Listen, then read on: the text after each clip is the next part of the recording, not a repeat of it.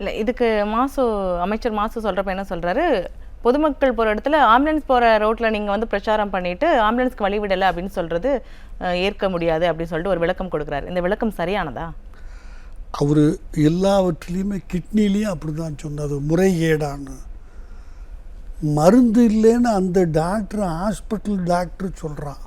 Doctor சொல்கிறது தப்பு. முதல் தவறு வக்கீலுக்கு படித்தவொடனே மருத்துவத்துறைக்கு மினிஸ்டராக போட்டது. நான் ரொம்ப பச்சையாக சொல்கிறேன்.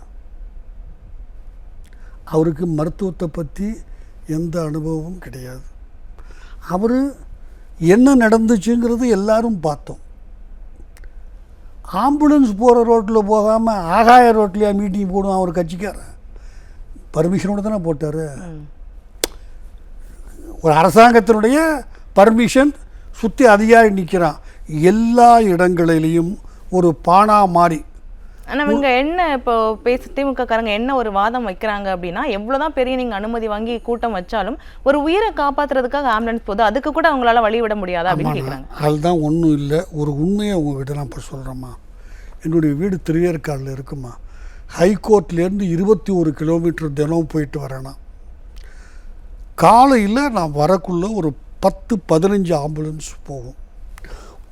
3 மணிக்கு கோர்ட்டை விட்டு நான் வீட்டுக்கு போகிறேன் இல்லையா, 40லேருந்து 60 போகுது.